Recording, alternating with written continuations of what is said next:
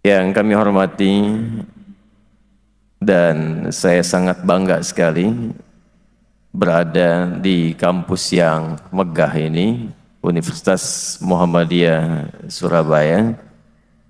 Untuk itu saya sekaligus menyapa dan mendoakan pertama kepada seluruh segenap unsur pimpinan dan dihadiri ketuanya saat ini juga sebagai tuan rumah Rektor Universitas Muhammadiyah Surabaya sekaligus ketua PWM pimpinan wilayah Muhammadiyah Surabaya dan seluruh jajaran yang saya hormati Jawa Timur ya. Kemudian PDM juga hadir saat ini sekira lengkap tadi telah memberikan sambutan. Lalu seluruh unsur baik itu lembaga, majelis, dan juga seluruh orang tua kita yang hadir pada saat ini, semoga seluruhnya tanpa kecuali PWM, PDM, dan tuan rumah Universitas Muhammadiyah Surabaya, seluruh keluarga besarnya diberkahi oleh Allah Subhanahu wa Ta'ala. Berkah itu artinya istimraru ziyadatul khair, konsistensi bertambahnya nilai-nilai kebaikan. Jadi ada konsisten, ada penambahan. Yang sudah ada semakin lebih baik, yang belum ada semakin ditambah. Dan yang ada serta yang ditambah itu terjaga nilai-nilai kebaikan dan kemuliaannya. Untuk itu wajar kalau tadi disampaikan, dan saya juga kalau ngobrol dengan Kiai Sa'ad itu, di antara sekian PWM di Indonesia ini yang paling banyak amal usaha, paling banyak inovasinya itu pimpinan wilayah Muhammadiyah Jawa Timur. Ya. Yang paling viral kemarin itu mau membeli satu gereja di Spanyol yang akan dikonversi menjadi masjid. Mudah-mudahan terwujud insya Allah. Jamaah sekalian yang dimuliakan Allah Subhanahu wa Ta'ala, baru saja kita menunaikan salat subuh berjamaah. Semoga salat kita diterima oleh Allah Subhanahu wa Ta'ala. Dan dalam rangka tabligh akbar ini kita melihat satu judul besar yang terpampang di balagh kita, yaitu ikhtiar menyelamatkan semesta. Bagi umat Islam, sesungguhnya menyelamatkan semesta itu tidak menjadi ikhtiar biasa lagi. Karena setiap hari itu menjadi bagian wajib yang kita mohonkan kepada Allah 17 kali dalam sehari. Setelah kita memuji Allah Subhanahu wa Ta'ala yang merawat dan juga memenuhi kebutuhan serta menjaga alam semesta, kita bacakan Alhamdulillahi Rabbil Alamin. Alnya di situ bukan ma'rifat, tapi istighraq. Ma'rifat hanya menunjuk kepada satu hal yang khusus, istighraq menunjuk kepada semua bagian tanpa kecuali. Jadi kalau saya katakan jami'ah, kampus masih umum. Tapi kalau saya katakan al-jami'ah, kampus yang ini bukan yang lain, itu ma'rifat namanya. Tapi kalau sudah menggunakan alnya itu istighraq, maka menunjuk pada semua tanpa kecuali. Segala tercakup di dalamnya. Alhamdulillah, semua pujian, baik kecil, menengah, ataupun besar, tanpa kecuali. Lillahi, ditujukan seluruhnya hanya kepada Allah saja. Rabbil alamin, Rabb dengan sifat rububiyahnya yang merawat, yang memberikan kebutuhan, yang menjaga, yang menyempurnakan. Al-alamin sigatnya jam'ul jama', alam saja sudah jama'. Jadi kalau dijamakkan lagi menjadi al-alamin, menjaga, merawat, memberikan kebutuhan seluruh semesta. alam hewan, alam tumbuhan, alam malaikat, alam jin, dan khususnya alam manusia. Jadi ketika Allah kemudian menegaskan bahwa zatnya Rabbul Alamin, maka secara otomatis kita sebagai hambanya, secara otomatis dengan komitmen yang kita sampaikan, kita terbawa dan memiliki kewajiban untuk menjaga, melestarikan, dan menaati seluruh ketentuan yang telah Allah tetapkan. Itulah gambaran dari ikhtiar yang tertuliskan di judul besar kita saat hari ini. Hadirin sekalian, bagaimana caranya? Saya ulangi, bagaimana caranya? Ternyata tanpa kita minta, indahnya Al-Quran itu selalu memberikan pedoman yang sifatnya terukur, terstruktur, jelas, dan langsung diberikan tuntunan. Allah menyifati dirinya dengan Rabbul Alamin. Kita bertanya bagaimana berikhtiar menjaga semesta ini sehingga lahir kehidupan yang selalu mencerahkan dan berkemajuan.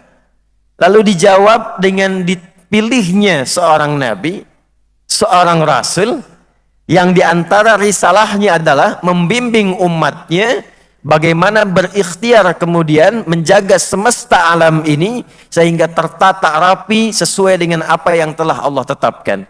Maka turunlah kemudian Quran surah ke-21 Al-Anbiya di ayat 107 itu.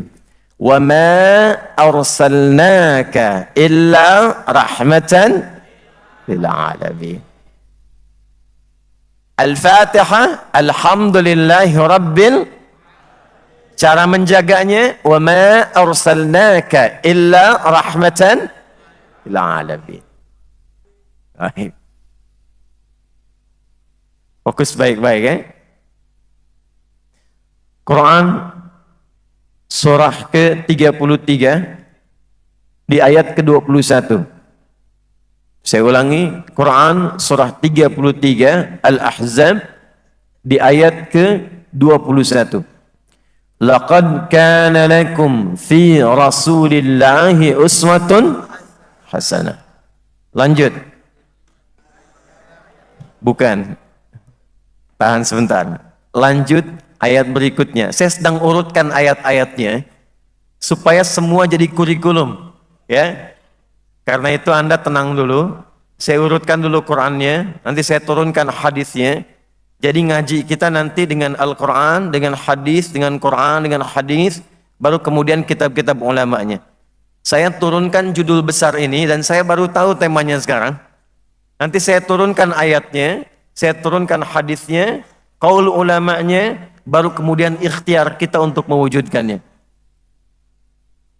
Ayat pertama tadi Al-Fatihah, ayat kedua Al-Anbiya, di Quran surah ke-21 ayat 107.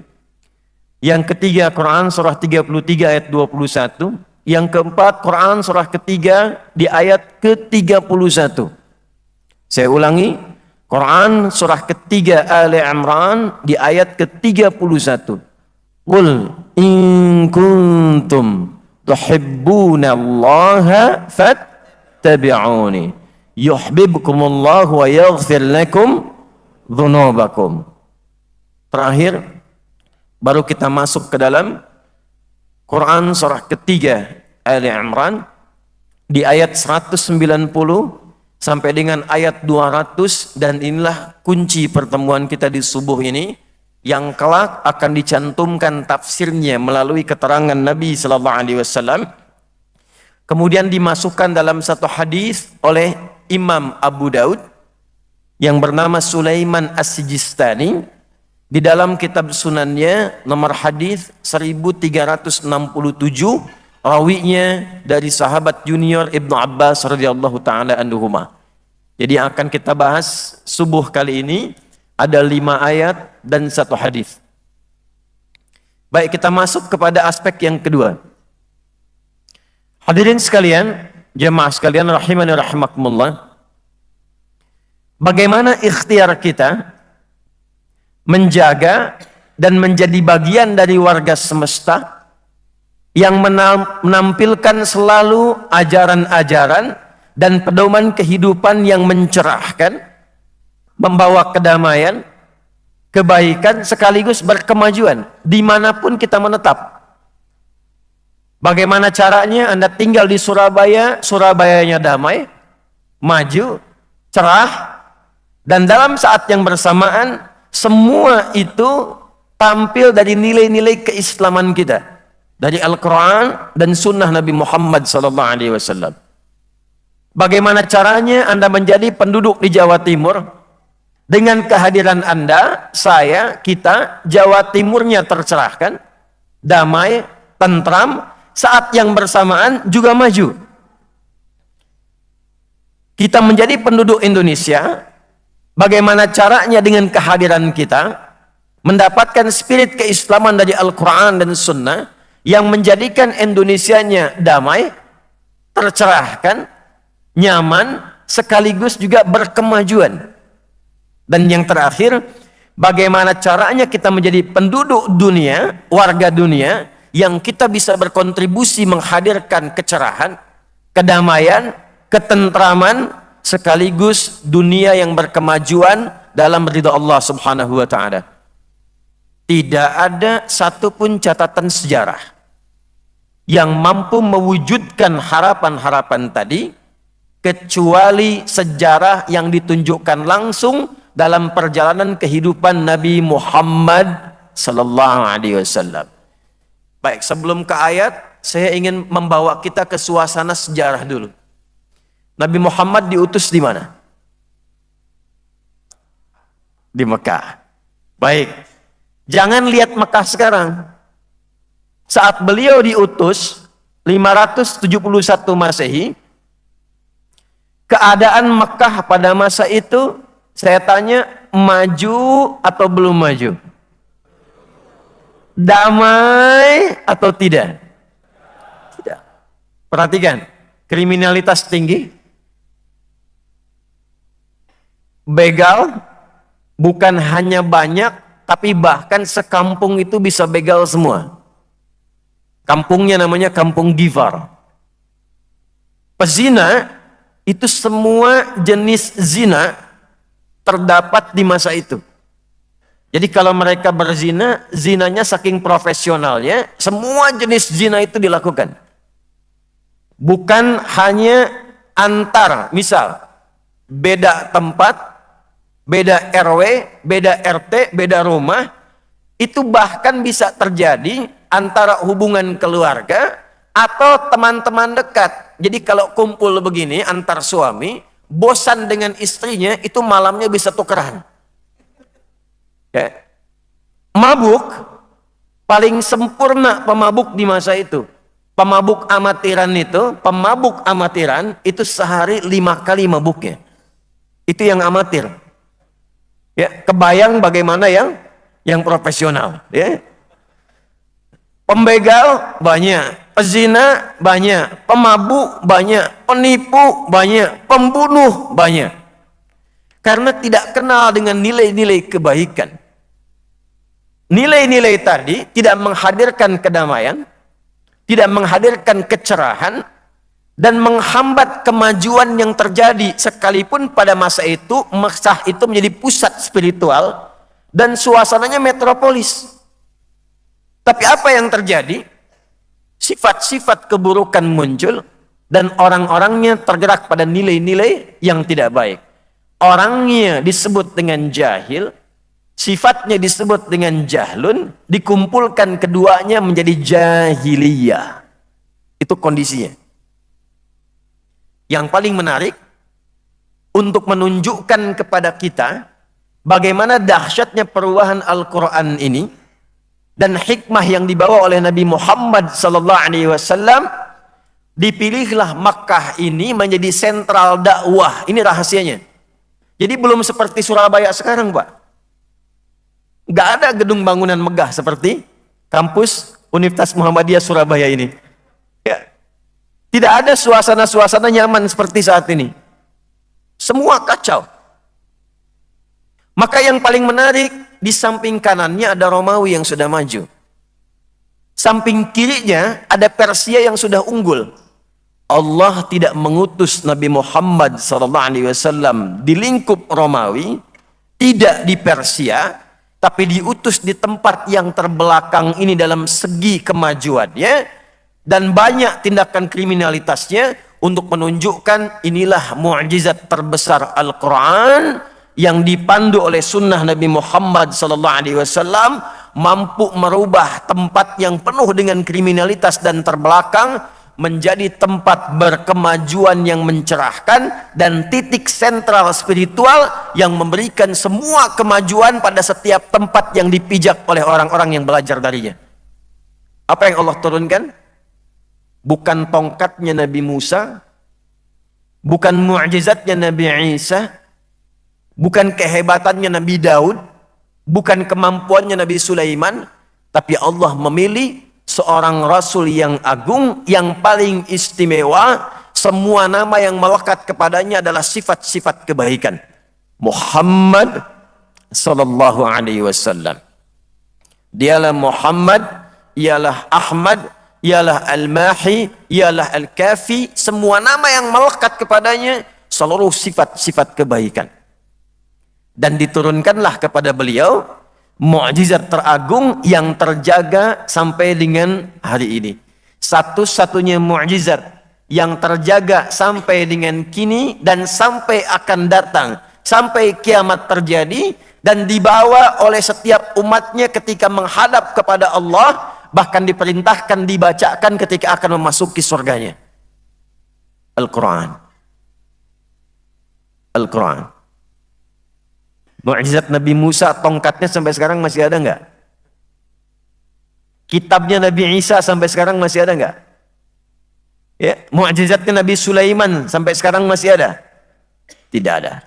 Tidak ada satupun mukjizat yang diabadikan melintasi zamannya kecuali Al-Quran. Ini yang akan kita masuk pada intinya. Apa isi Al-Quran itu? Apa kaitannya dengan tema besar yang sekarang hadir di hadapan kita ini? Hadirin sekalian, sejak Allah turunkan Al-Quran, langsung Allah deklarasikan bahwa inti Al-Quran ini bukan sekedar kitab bacaan. Membaca itu hanya gerbang pembukanya saja. Anda kalau baca koran, maaf, untuk dibaca atau untuk tahu isinya? Kita kalau baca koran, Al-Quran nih, ya, baca Al-Quran, bukan Al-Quran, ya, koran A, B, ataupun C. Kita baca koran itu untuk sekedar baca atau untuk tahu isinya? Tahu isinya. Kalau sudah tahu isinya, kita sikapi isinya itu atau kita diamkan?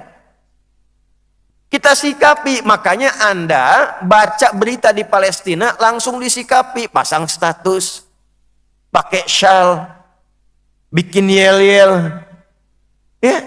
Jadi Anda bayangkan baca berita yang dibuat oleh manusia saja, dikabarkan dalam kehidupan kita, kita berusaha untuk bisa baca agar tahu isinya, agar bisa bersikap. Maka bagaimana dengan Al-Quran yang sudah terbukti merubah keadaan zaman menjadi lebih berkemajuan, memunculkan peradaban, dan hebatnya setiap bacaannya bahkan dinilai dengan pahala. Ternyata bacaan itu sekedar jadi pintu gerbang saja. Inti bacaannya Al-Baqarah ayat 185. Perhatikan kalimatnya. Syahru Ramadhan alladhi unzila fihi al-Quran hudal linnas. Saking penting dan tingginya fungsi Quran ini, Allah tidak turunkan di waktu biasa. Hanya Al-Quran yang turunnya di waktu yang luar biasa, melalui sosok-sosok yang luar biasa, dan turun di tempat manapun, merubah tempat itu menjadi tempat yang luar biasa. Baik, Quran turun di malam apa? Malamnya disifati dengan malam Al-Qadar. Nggak ada malam ini sebelumnya. Begitu turun Al-Quran, status malamnya naik menjadi malam Al-Qadar yang nilai pahalanya melebihi 1000 bulan. Jadi kalau tadi teman-teman Saya dengar sholat malam tadi kan? Tahajud tadi malam kan? Pahalanya berapa? Banyak. Yang paling gampang banyak. Gitu ya. Baik. Jawab pakai Quran. Quran surah ke-6 ayat 160. Man jaa'a bil hasanati falahu asyru amthaliha. Siapa yang mengamalkan perbuatan bernilai akhirat. Semua amalan bernilai akhirat disebut hasanah namanya. Nah, salat dalam Al-Quran disebut hasanah. Quran surah ke-11, Hud ayat 114. Aqimis salata tarafain nahar wa zulafan minal lail innal hasanati yudhibnas sayyiat. Salat disebut hasanah, sekali hasanah poinnya 10. Jadi kalau teman-teman tadi malam sholat tahajud, itu minimal poinnya berapa? 10. Baik. Kalau berjamaah dilakukannya, dikalikan kemudian 27. 10 kali 27 berapa? 270. Itu kalau malam biasa. Kalau bertepatan dengan malam turunnya Al-Quran, disebut dengan malam Al-Qadar, maka pahalanya dilipat gandakan. Karena kemuliaan Qurannya dikalikan lebih daripada 1000 bulan. Jadi kalau kurang lebih dikonversi 1000 bulan saja kurang lebih 82 tahun. Kalau 1 tahun 365 hari, silahkan kalikan 82 dikalikan 365 dikalikan 10. Nah itu belakang betul jawabannya. Banyak. Itu barokahnya turun Al-Quran. Turunnya di hari apa? Jumat. Ketika Quran turun di hari Jumat, Jumatnya berubah menjadi Sayyidul Ayyam. Sayyidul Ayyam. Penghulu semua hari. Turun di 1 bulan, bulannya berubah menjadi bulan yang mulia, Ramadan. Turun lewat malaikat namanya Jibril. Jibril naik status menjadi Sayyidul Malaikati, gelarnya Ruhul Amin. Dulu Rasul-Rasul itu punya teman. Rasul di bumi punya teman Rasul di langit. Rasul di bumi punya teman malaikat. Nabi Daud temannya malaikat maut. Nabi Sulaiman temannya malaikat maut. Rata-rata dulu temannya malaikat maut. Rata-rata. Tapi maaf, sekalipun berteman dengan malaikat maut, tetap tidak mendapatkan diskon dalam kematian. Tapi ketika diturunkan Quran melalui malaikat Jibril, pimpinan malaikat berubah. Yang ditunjuk langsung pindah ke malaikat Jibril, gelarnya Ruhul Amin. Dahsyatnya Quran. Turun di Mekah, Mekahnya berkah. Turun di Yathrib, Yathribnya berubah menjadi Al-Madinah Al-Munawwarah. Karena itu saya ingin katakan, Quran dimanapun turun, dimanapun kemudian didapatkan, tidak pernah Al-Quran itu turun kecuali merubah tempat, keadaan, dan orang-orangnya menjadi berperilaku baik dan berkemajuan, serta membangun tempat yang dipijak penuh dengan peradaban. Kapan itu terjadi? Bukan saat Quran itu sekedar dibaca. Jadi kalau Anda sekarang, kita cuma baca nih, ya sehari 1 juz, sehari 1 juz, sehari 1 juz. Kita baca, pahala dapat. Tapi isi Quran itu tidak akan mampu merubah kehidupan kita. Kapan Quran bisa merubah hidup kita? Ketika inti ajaran Quran itu kita praktekkan dalam hidup. Hudal linnas. Tuh, saya mau tuliskan sebentar. Dan saya minta Anda fokus pada tulisan ini. Karena ini yang menjadikan bagian kurikulum Quran itu sesuai dengan apa yang akan kita perlukan. Bismillah. Oh, enggak apa-apa. Sini. Enggak apa-apa. Ini kelihatan enggak? Bagus lah ya. Ya. Belum saya tulis udah kelihatan ya. Dah. Enggak, saya enggak banyak tulis. Enggak apa-apa, biar di sini aja. Antum tenang aja. Ya. Hudan. Apa itu hudan? Tunjuk. Apa itu petunjuk? Begini nih, gini. Saya mau ke Universitas Muhammadiyah Surabaya, tapi nggak tahu petunjuknya, nyampe nggak? Muter-muter, belum tentu sampai. Berarti dengan petunjuk itu saya akan dibimbing, dipedomani sampai dengan mudah dan nyaman ke lokasi Universitas Muhammadiyah Surabaya. Bahkan sekarang lebih detail lagi, ditunjukkan di petanya. Ini jalan macetnya, ini yang lancarnya. Ini yang ada lubangnya, ini yang jalan halusnya. Pedoman yang menjadi kurikulum yang kita ikuti, yang mengantarkan pada nilai-nilai kebaikan yang kita harapkan, itu yang disebut dengan hudan namanya. Yang tadi di awal saya bicara sampai sekarang ini, itu baru muqaddimah.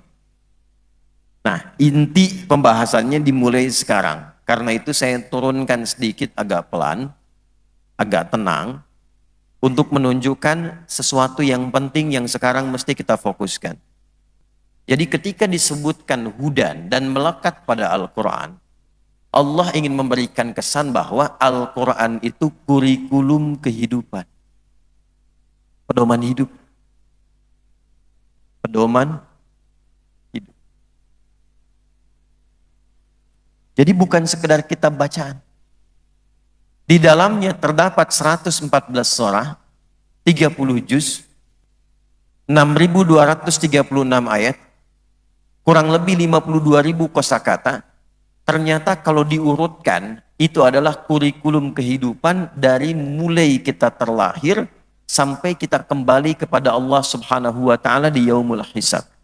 114 surah. Saya baca cepat ya, tapi tidak usah dicatat. Misal, dari sebelum terlahir, masih dalam kandungan kita menginginkan anak yang terlahir menjadi anak yang baik, taat kepada Allah dengan sifat soleh. Quran surah ke-7 ayat 189. Saat terlahir, bagaimana caranya? Ia mendapatkan ASI yang sempurna 2 tahun. Lalu tugas pertama seorang ibu dan ayah yang baru punya anak, bimbingannya di Quran surah kedua ayat 233. Usia 2 tahun sampai menjelang balik, pendidikan apa yang diberikan kepadanya di awal dini, sehingga dengan itu ia mampu dekat dengan Allah, tahu orang tuanya dengan baik, dan kenal dengan sesama. Quran surah ke-31 Luqman ayat 13 sampai dengan ayat ke-19. Lalu dia mulai mencari pengetahuan bagaimana caranya belajar sampai paham. Dengan ilmu itu kemudian dia pulang bisa mengajarkan kembali di tempat dia menetap. Turun Quran surah ke-9 ayat 122. Bagaimana caranya dia belajar supaya meningkat ilmunya, juga menguat imannya. Turun Quran surah ke-58 di ayat yang ke-11. Dia mulai merantau, belajar lebih tinggi lagi. Tidak semua di kampus Universitas Muhammadiyah Surabaya ini orang Surabaya. Mungkin ada yang dari luar, mungkin ada yang dari luar Jawa, dari Sumatera dan lain sebagainya. Maka bagaimana cara dia datang, tetap belajar, menjaga sikap baiknya, bergaul dengan tempat yang baru. Turun Quran surah ke-49 ayat ke-13. Kadang-kadang ada yang menemukan jodohnya, bagaimana cara melamarnya. Maka turun Quran surah ke-4 ayat yang ke-4. Masuk menikah, turun Quran surah ke-30 ayat ke-21. Saat awal menikah, bagaimana membagi tugasnya. Maka turun Quran surah ke-4 ayat 34. Suami mulai mencari nafkah, bagaimana nafkah standar dicari? Turun Quran surah kedua ayat 168. Kalau ingin cepat, turun Quran surah kedua ayat 172. Kalau dia belum bergerak, dibuka keberkahan pintu langit dan bumi, turun amalan di Quran surah ke-7 ayat 96. Dia mulai bekerja, jangan dikira mudah, petakan dulu kata Quran tantangannya apa? Apa yang harus dilalui? Apa yang akan dihadapi? Dari mulai kecil sampai dengan besar. Turun Quran surah kedua ayat 214. Solusinya di Quran surah ketiga ayat 142. Detilnya di Quran surah kedua ayat 155 sampai dengan 157. Kadang-kadang ketika Anda sukses, ini Universitas Muhammadiyah Surabaya sukses, pengen inovasi, maka diturunkan lagi, ini ada tantangannya, tidak mudah. Kadang-kadang ada pesaing, ingin menyingkirkan, ingin menyungkurkan, bagaimana mendapatkan pertolongan Allah. Turun amalan di Quran surah ke-17 ayat 79 sampai dengan ayat 81. Di saat yang bersamaan istri menjaga anak-anak di rumah, kadang-kadang juga tidak mudah. ada yang berkata ada yang sulit diarahkan, maka turun bimbingan Quran surah ke-17 ayat 23 sampai dengan ayat 27. Di masa-masa kematangan sampai usia 40 tahun, sukses, pekerjaan sukses, rumah megah, kendaraan juga mewah. Hei, tetap syukuri itu, dan bahkan bawa kedua orang tuamu dalam syukurmu itu, karena boleh jadi kesuksesan yang engkau raih bukan karena ikhtiarmu, tapi karena kedekatan orang tuamu saat memohon kepada Allah Subhanahu wa taala. Maka turun Quran surah ke-46 di ayat yang ke-15. Harta bertambah, bagaimana menjaga keberkahannya? Turun skema Quran surah ke-9 ayat ke-60 dengan zakat. Lalu berbagi dengan keluarga terdekat, turun skema infak. Quran surah kedua ayat 215.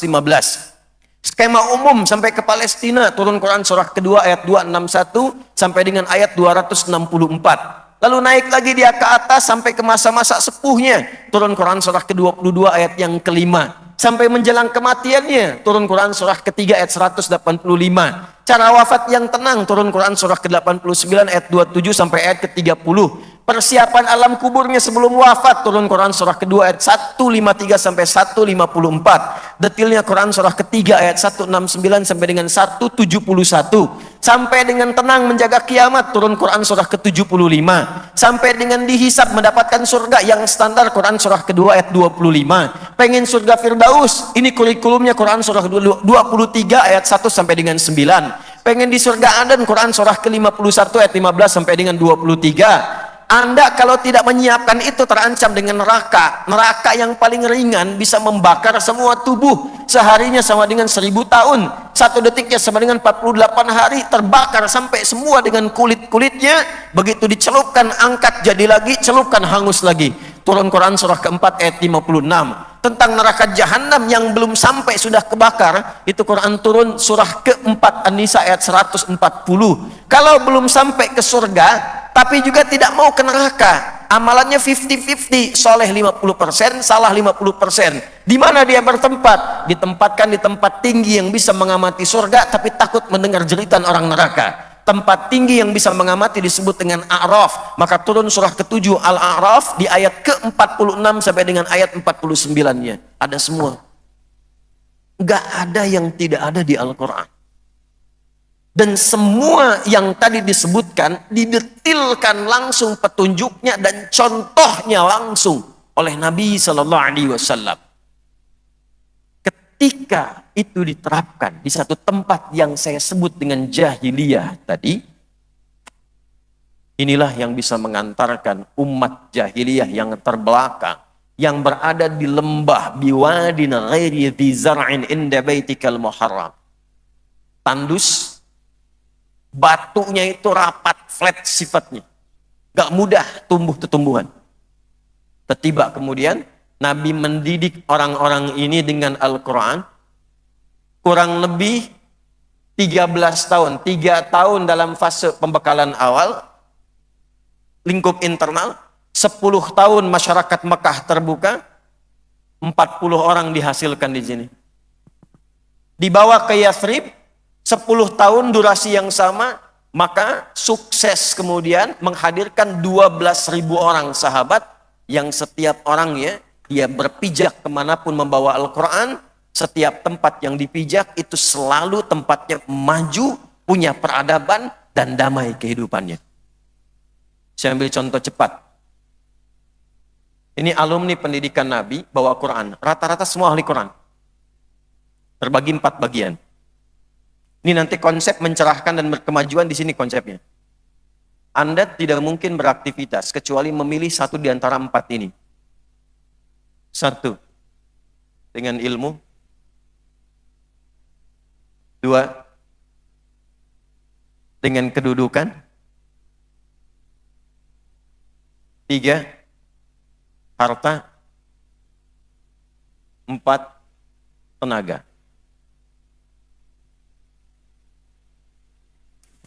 4 bagian pokok yang bisa kita pilih selama kita hidup dalam menjalani kehidupan di muka bumi. 4 bagian ini. Keempat-empatnya dididik dengan kurikulum Al-Quran dan melahirkan manusia-manusia bukan sekedar unggul di zamannya, tapi prestasinya melintasi seluruh zaman yang akan dilewati manusia. Ilmu. Anda kenal Salman Al-Farisi? Kenal di mana?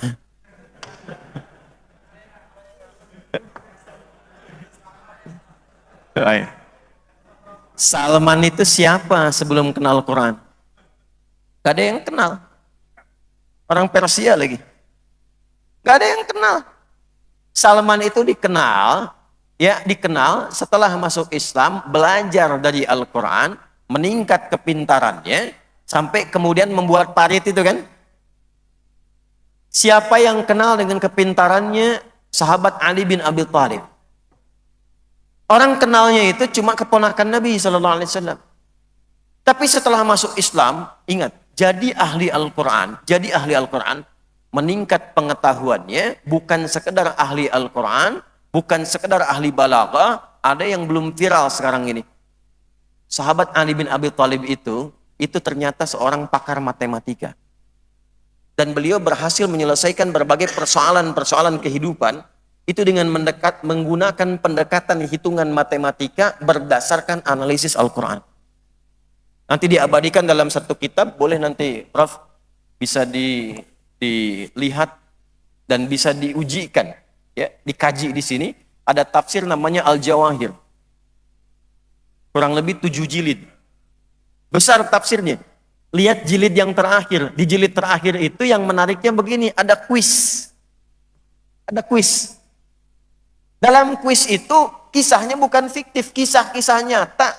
Dan di antara kuis itu adalah sebuah teka-teki yang diambil dari satu kisah yang dipecahkan oleh sahabat Ali bin Abi Thalib karamahullahu wajah. Satu kali datang suami istri mengadu kepada Amirul Mukminin Ali bin Abi Thalib, yang diadukan istrinya dan gak tanggung-tanggung minta dirajam. Ya Amirul Mukminin, wahai Amirul Mukminin, tolong rajam istri saya. Kata Ali bin Abi Thalib, kenapa? Dia telah berzina. Anda punya bukti? Saya memang gak lihat. Anda punya saksi? Gak ada. Lalu apa alasannya menuduh dia berzina? Karena dia itu baru 6 bulan, kok sudah melahirkan. Kami nikah, dia hamil, 6 bulan sudah lahiran. Kan ini nggak normal katanya. Kandungan masih kecil sudah lahiran. Ditanya istrinya, apakah Anda berzina? Tidak ya Amirul Mukminin. Apakah Anda mau bersumpah? Ya Amirul Mukminin. Saya bersumpah saya tidak berzina. Saya tidak selingkuh. Maka apa kata Ali bin Abi Thalib? Laqad sadaqat. Istrimu benar. Suaminya protes, kok bisa ya Amirul Mukminin? Kata Ali bin Abi Thalib jawabannya, perhatikan kalimatnya. Yang dihitung oleh beliau adalah ayat Quran. Alam tasma' qaulallahi ta'ala wa kama qala, apakah Anda belum mendengar dan menyimak firman Allah? Dibacakanlah Quran surah ke-46 Al-Ahqaf ayat ke-15. Wa wassaynal insana biwalidayhi ihsana hamalathu ummuhu kurhan. Ya. Sampai dengan ke ujungnya ke kalimat wa hamluhu wa fisaluhu 30 syahra. Hei manusia, berbaktilah pada ibumu yang sempurna, pada kedua orang tuamu, terutama ibumu. Sampai ke kalimat, ibumu itu mengandung engkau dan menyapih, memberikan ASI sampai menyapih, itu mengandung sampai menyapih, kata Allah, 30 bulan. 30 bulan. Lalu engkau simak firman Allah di Quran surah ke-31, Luqman ayat ke-14, dengan pembuka yang sama. Wa wassaynal insana biwalidayhi hamalathu ummuhu wahnan ala wahn wa fisaluhu fi amain. Hei engkau manusia, berbaktilah pada orang tuamu yang sempurna, terutama ibumu yang mengandungmu dengan susah payah dan menyapihmu, memberikan ASI sampai menyapih itu 2 tahun. Tidakkah engkau tahu 2 tahun itu bukankah 24 bulan? Lalu di Al-Ahqaf ayat 15, mengandung dan menyusui sampai menyapih 30 bulan. Bukankah 30 bulan dikurangi 24 bulan itu 6 bulan?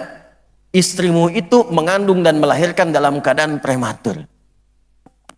Ali bin Abi Thalib.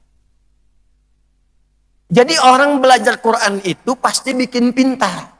Nggak ada orang ngaji Quran nggak pintar. Kalau ngajinya sambil memahami ayatnya. Buktinya lahir Abu Hurairah. Buktinya lahir Salman Al-Farisi, Sayyidina Ali bin Abi Thalib radhiyallahu taala anhu, Diteruskan kemudian lahir Al-Kindi, Al-Farabi, Al-Ghazali, Ibnu Sina, ya, sampai dengan imam-imam hebat kekinian. Itu dari Quran. Dan riset membuktikan sampai ke London. Sampai ke London. Ada seorang peneliti keturunan Maroko, dia meriset kemudian dari sisi ilmiah, orang-orang yang memahami Quran dengan baik, bahkan dia menghafal Quran, itu kecerdasannya bisa meningkat 3 kali lipat dibandingkan dengan manusia biasa. Dibandingkan manusia biasa. Dan itu kami riset, kami buktikan dengan membuat satu terapan, kita bikin sekolah kadar pendidikan ulama. Itu diterima dari usia 3 tahun sampai S3. Cuma 40 diterimanya. Yang diberikan pertama kali Al-Quran, Al-Quran, Al-Quran. Demi Allah saya katakan, saat ditanamkan Quran dan diikutkan sesuai dengan apa yang diinginkan Al-Quran, tidaklah disampaikan pada mereka pengetahuan kecuali memahaminya dengan kecepatan yang sangat luar biasa. Itu ilmu. Anda seorang pejabat, ingin dapat yang terbaik, posisi yang paling tinggi, dan saat yang bersamaan diraih dengan cara yang sangat elegan. Tidak nyogok, tidak nyuap, tidak korupsi, tapi Anda berhasil mencapai puncaknya. Ini Quran yang bimbing. Asa ayyab'atsaka rabbuka maqaman mahmuda. Mudah bagi Allah mengangkat engkau ke tempat karir terbaik, dan saat yang bersamaan engkau tidak disoal oleh siapapun. Kadang ada orang naik tapi yang lain nyoal, kenapa mesti dia? Yang ini orang sepakat semua memang harus dia yang naik. Ada ayatnya diturunkan, begitu dididik oleh Nabi SAW, tidak pernah hadir orang-orang terbaik yang mereka mengambil passionnya dalam hal kedudukan, kecuali sukses keseluruhannya. Umar bin Khattab, sukses. Amr bin As, sukses. Saya ambil Amr bin As aja ya sebagai gampangnya. Kalau yang lain kan sudah viral. Amr bin As itu bawa beberapa kelompok teman melakukan ekspedisi keluar dari Jazirah Arab, lalu lewat di Afrika Utara. Mesir, Libya, Tunisia, Maroko, Aljazair, sampai kemudian berhenti di Syam, di wilayah Syria. Semua tempat yang dilaluinya itu tiba-tiba berubah menjadi maju, penduduknya masuk Islam, dan negerinya damai. Dan apa yang terjadi yang paling hebat, wilayah Afrika Utara itu langsung jadi provinsi negara Islam pada masa itu, yang pusatnya di Madinah. Itu Afrika Utara jadi provinsi. Gubernurnya bernama Musa bin Nusair, panglima kodamnya bernama Tariq bin Ziyad. Datang orang-orang dari Spanyol minta suaka dan minta dibantu dari kekejaman Raja Rodrik. Dikirimkan oleh Musa bin Nusair, panglima Tariq bin Ziyad, membantu ke Spanyol, bawa 10.000 orang. Allahu Akbar. Begitu selesai dibantu, minta mereka tinggal membangun Spanyol dan Portugal, disebut Iberia pada masa itu. Ya, Andalus. Maka apa yang terjadi? Datang ke sana, dibangun Andalus ini punya peradaban 7 abad, 700 tahun. Yang Eropa maju itu sampai sekarang, Eropa itu benih-benih embrionya itu ngambil dari Andalus. Dan siapa yang membimbing itu, membawa pada kemajuan yang berperadaban? Orang-orang Islam pada masa itu. Spiritnya dari mana? Ini. Nggak ada satupun orang dengan kedudukan, kecuali kalau dia Muslim, tempatnya tinggi dan membawa maslahat. Ya. Yang sekarang bikin ulah di Palestina, Zionis Yahudi itu, saya tuh melakukan riset, kenapa dulu di Eropa itu nggak mau terima. Sampai sekarang kenapa? Baik Amerika, Eropa itu banyak mendukung, datang, bantu. Ternyata bukan sekedar bantu. Salah satu yang paling pokoknya, mereka juga trauma kalau keluar dari situ, nanti akan masuk ke tempat-tempat mereka lagi. Dan bikin kacau lagi. Itu. Makanya dulu itu nggak ada yang diterima. Ke Austria ditolak, di Jerman diburu. Di mana-mana itu diusir. Itu dari sejak tahun 135, masa kekaisaran Herdian di Romawi, sudah diusir karena banyak bikin ulah. Diterima itu cuma di satu tempat saat Ottoman itu muncul, kekaisaran Turki Utsmani. Ya, di mana? Dalam konteks dibimbing dan dikuasai oleh umat Islam pada masa itu. Tidaklah orang Islam pegang kedudukan kecuali dia melahirkan kebijakan yang berkeadilan, mendamaikan dan memakmurkan. Nih, sukses. Dari mana spiritnya? Al-Quran. Harta. Pernah dengar Abdurrahman bin Auf? Kaya tidak? Sebelum masuk Islam kaya tidak? Kaya. Setelah masuk Islam kaya tidak? Tidak. Tidak. Salah dengan informasinya. Tidak. Abdurrahman bin Auf itu sebelum masuk Islam itu kaya. Setelah masuk Islam, beliau ternyata tidak kaya. Ternyata beliau itu kebangetan kayanya. Karena level kekayaan itu 3. Ada kaya banget, ada kebangetan kayanya. Ini saya gambarkan. Kaya, masuk Islam. Dirampas semua hartanya. Dibiarkan hijrah. Ayo kamu kalau mau ikut Muhammad SAW ke Madinah, ke Yathrib, berangkat aja. Tapi semua hartamu kami rampas. Silahkan berangkat dengan baju yang melekat di tubuh saja. Karena sudah mantap keislamannya, nah ini mantap keislamannya. 1. Karena mantap keislamannya, beliau katakan, ya saya pilih hijrah. Diambil hartanya. Istrinya ditanya, mau ikut suami atau tinggal di Mekah? Kalau ikut suami, silahkan berangkat dengan pakaian yang melekat saja. Jalan lebih dari 400 km, belum tentu selamat, dan belum tentu mendapatkan kekayaan serupa. Tapi kalau Anda mau tinggal di Mekah, ikut dengan kami, tinggalkan suami, kami berikan semua harta suami, kami fasilitasi untuk memilih, untuk menikahi pemuda terbaik di Mekah ini, kami fasilitasi pernikahannya. Nih ibu di belakang nggak kelihatan nih. Ya. Saya tanya Anda aja yang di depan nih, kalau kira-kira istri antum ditawari begitu, ya, ikut suami harta hilang, jalan 400 kilo belum tentu mendapatkan kenyamanan lagi, atau tinggal di Mekah, dapat harta suami, nikah cari pemuda-pemuda yang tegap lagi, difasilitasi pernikahannya.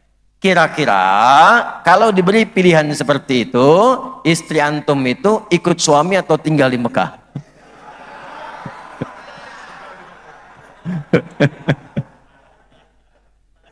Ada mencurigakan jawabannya ini. Ternyata benar, pilihannya tinggal di Mekah. Gak ikut suami. Gak ikut suami, tinggal di Mekah. Lihat keadilan Allah. Berangkat kemudian ke Yathrib. Inilah sebabnya kenapa disebut Ansar. Ansar itu menolong sedalam-dalamnya sesuai dengan sifat yang ditolongnya. Jadi kalau orang datang dengan lapar, ditolongnya dengan makanan. Orang datang dengan haus, ditolongnya membawa air.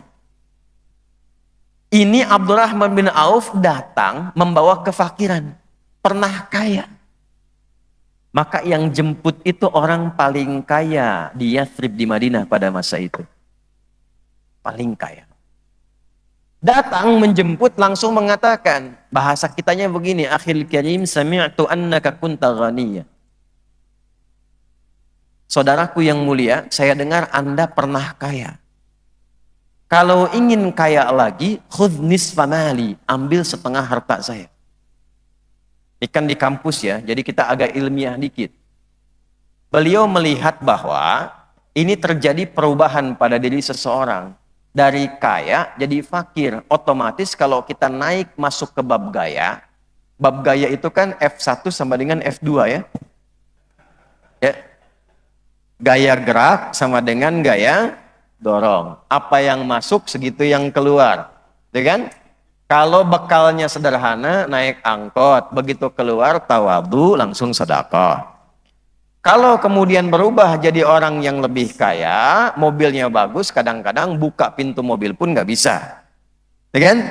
Ini dari level yang tinggi turun ke rendah, maka berlakulah hukum Pascalnya. F berbanding lurus dengan P. Gaya berbanding lurus dengan tekanan. Semakin banyak gaya, semakin tertekan hidupnya. Ya? Ini orang dari levelnya tinggi, tiba-tiba rendah, takut kehilangan gaya. Makanya banyak orang yang sekarang ini, maaf, mempertahankan gaya tapi mengakomodasi tekanan. Sehingga hidupnya flexing semua. Ya, seakan-akan punya mobil mewah padahal minjem, gitu kan?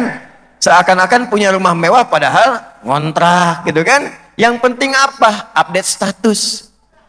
Itu, ya. Hari ini itu lebih penting itu handphone dibandingkan dengan handsome. Ya, sekalipun kurang pulsa. Nah ini. Maka dengan rumus ini datang orang paling kaya di Madinah, dia menyambut kemudian Abdurrahman bin Auf mengatakan, kalau Anda ingin kaya lagi, ambil setengah harta saya. Gak main-main. Saya dengar Anda ditinggalkan oleh keluarga, istri dan anak Anda. Kalau Anda ingin menikah lagi, pilih perempuan paling cantik di kota ini, sekalipun keluarga saya, silahkan pilih, saya fasilitasi pernikahannya. Gantian ya Bu ya, sabar. Ini kalau yang bapak-bapak ditawari nih, Pak, saya dengar Anda ada persoalan, silahkan datang Anda ke Surabaya, tiba-tiba ditawari oleh Pak Rektor Universitas Muhammadiyah Surabaya, ambil setengah harta saya, kalau pengen nikah saya fasilitasi, pilih yang paling cocok di Surabaya, atau Jawa Timur, saya fasilitasi pernikahannya.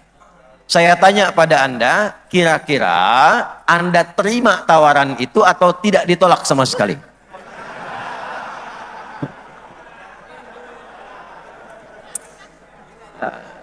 Ya, wajah-wajah antum tuh kelihatan. Kalau saya bilang ditolak tuh nggak akan mungkin masuk kualifikasi. Ya. Tapi saya ingin katakan, perhatikan bagaimana sikap yang dibangun oleh Abdurrahman bin Auf. Dan ini sesungguhnya di ciri khas Muhammadiyah. Yang kemudian diambil oleh Kiai Haji Ahmad Dahlan. Nanti saya cerita panjang setelah itu. Perhatikan. Jazakallahu khaira. Semoga Allah memuliakan Anda dengan pahala. Arini ainal aswaq. Cukup tunjukkan kepadaku di mana pusat bisnisnya. Beliau tidak menengadahkan tangannya, tapi mempraktekkan isi Al-Quran yang dibimbingkan oleh Rasulullah kepada beliau sebelum hijrah. Sepanjang masih punya kemampuan, gunakan kemampuanmu, pakai itu, dan jangan gantungkan dirimu kepada makhluk. Pakai. Berhasil. Dalam waktu 2 tahun, jadi orang paling kaya nomor 2 di Madinah. Dalam waktu 3 tahun, jadi orang paling kaya nomor 1 di Madinah. Dengan petunjuk Al-Quran. Saya kemarin meriset saat ditawari honoris causa. Dari UMJ, Universitas Muhammadiyah Jakarta. Yang menawari itu sesungguhnya sebelum itu sudah banyak, tapi banyaknya saya tolak. Karena tidak terlalu dibutuhkan. Tapi yang ini ada tantangannya. Ustadz datang, katanya ini Ustadz memenuhi kualifikasi untuk mendapatkan ini. Dan di UMJ itu baru 1 yang mendapatkan honoris causa sepanjang sejarahnya, yaitu cuma Bung Karno. Kalau Ustadz sepakat ini, silahkan bikin karya ilmiah yang terbaru kan? Setelah itu diuji. Saya bilang, ya saya buat. Kita bikin karya ilmiah, diuji hampir 15 profesor pada masa itu, 10 menit selesai. Karena nggak ada yang bisa nentang Al-Quran kan. 10 menit. Jadi kemudian, yang saya riset salah satunya integrasi antara spiritual question, intellectual question, dan physical question. Disatukan, role modelnya siapa? Adalah orang-orang yang berhasil mendapatkan karir dan kehidupannya yang berkemajuan dari spirit Al-Quran. Salah satu risetnya adalah transformasi sahabat Nabi Abdurrahman bin Auf. Anda tahu berapa asetnya setelah beliau mengamalkan isi Al-Quran? Itu kalau dikonversi sekarang, kurang lebih 72.000 triliun. Elon Musk gak ada apa-apanya. Belum nyampe 4.000. Jeff Bezos juga demikian gak nyampe. Abdurrahman bin Auf, makanya saya sebut, kalau Elon Musk itu kaya banget, Abdurrahman bin Auf itu kebangetan kayanya. Kapaknya terbuat dari emas. Elon Musk belum tentu punya kapak tuh. Nah ini, jadi tidak ada satupun orang Islam yang mengamalkan isi Quran kecuali pasti sukses. Ini udah diambil sama Ali, kedudukan diambil sama Umar, ya, harta diambil sama Uthman, Abdurrahman bin Auf, tenaga siapa yang ngambil? Perhatikan visi sahabat. Mereka melihatnya akhirat, tidak harus semua ini mesti diambil. Maka muncul yang keempat namanya Bilal bin Rabah. Ali udah ngambil ilmu, Umar udah ambil kedudukan, Utsman udah ambil harta, saya ambil tenaga aja. Dan gak usah jauh-jauh, beliau bidik masjid. Allahu Akbar, Allahu Akbar. Adzan. Nabi komen. Komennya Nabi kan dahsyat. Kalau sudah komen Nabi itu tinggal di like and subscribe. Gak usah ikut komen lagi. Allahu Akbar, Allahu Akbar. Kata Nabi, atau kama qala, saya mendengar suara terumpah ke alas kakinya Bilal di surga. Bilal cerdas nyimpulkan, adzan aja saya udah nyampe ke surga. Jadi ngapain cari harta kayak Utsman ya kan? Itu fikih marbot. Betul, kalau marbot itu keluarkan fikihnya Bilal, itu senang kerja di masjid. Motivasinya tinggi. Dia tidak akan pernah iri dengan rektor yang datang ke masjid, karena saya sudah punya bagiannya. Nggak perlu jadi rektor. Allahu Akbar, Allahu Akbar. Sanad dipelajari. Nah, saya dapat surga saya. Nggak perlu iri. Saya nggak perlu iri dengan pengusaha yang sukses. Biarin sukses dengan hartanya. Saya punya tenaga untuk menghadap Allah Subhanahu wa Ta'ala. Itulah visi-visi orang dulu. Makanya sepeninggal Nabi, Bilal diburu, dicari-cari untuk ditawari posisi tinggi. Hakim Agung. Hakim Agung. Dan itu posisi yang sangat tinggi, fasilitas mewah, gajinya banyak. Itu sampai ngumpat dan menolak dengan halus, saking inginnya mempertahankan apa yang telah dipilih. Jadi bukan berlomba-lomba mencarinya. Gak ada sogokan, gak ada suapan, gak ada rekayasa. Semua.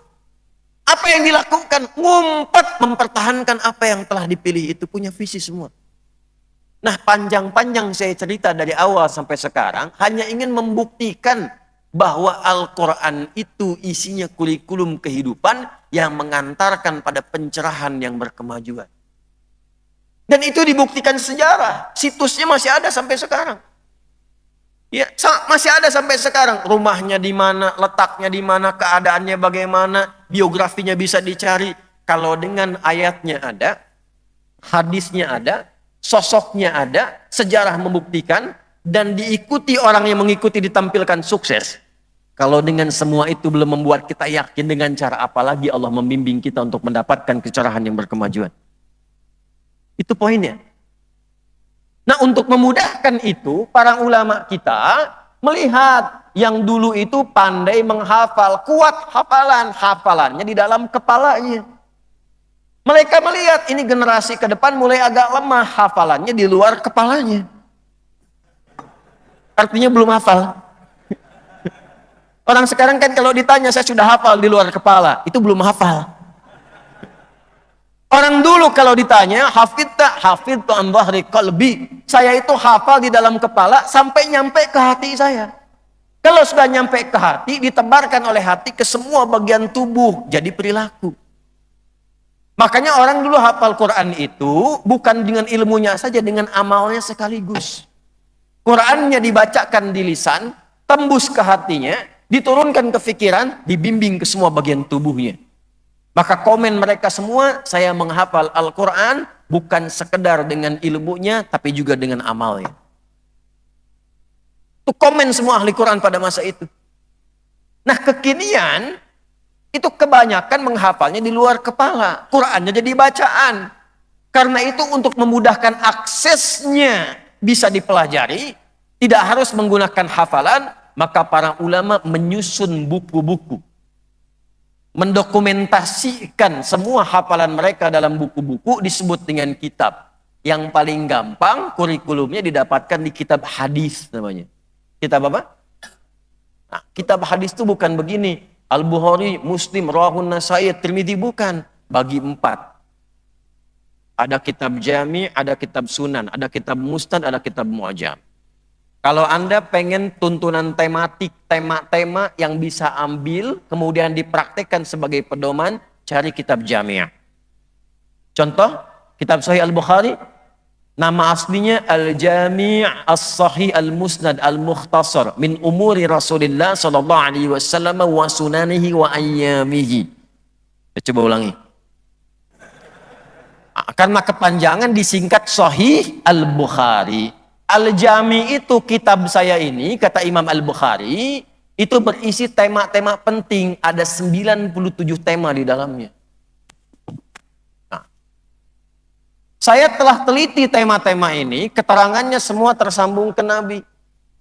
Saya teliti. Misal, ini semua topiknya 97 topik diurutkan. Kitab Badul Wahyi, Kitabul Iman, Kitabul Ilmi sampai ujungnya. Itu semuanya disusun dari mulai penelitian beliau dicari terhubung semua sampai ke Nabi. Al-Mukhtasar saya uraikan dengan singkat dan padat min umuri Rasulillahi sallallahu alaihi wasallam, dari semua tema yang saya bisa akses ke Nabi, wa sunanihi wa ayyamihi, terkait dengan tuntunan hidup beliau dan kegiatan hariannya. 97 topik ini teman-teman, perhatikan sistem cara menyusunnya. Ayatnya dulu, Quran.